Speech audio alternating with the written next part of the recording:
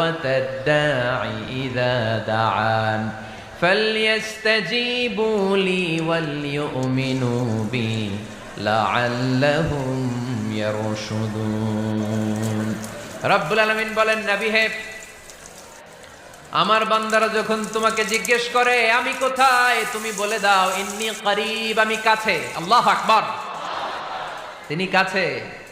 আল্লাহর হাবিব সাল্লাল্লাহু আলাইহি ওয়াসাল্লামকে আল্লাহ কমান্ড দিলেন, আপনি বলে দেন যখনই উম্মতেরা জিজ্ঞেস করবে আল্লাহ কোথায়, আমি কোথায়, আপনি বলে দেন ফা ইন্নী করিব, আমি কাছে।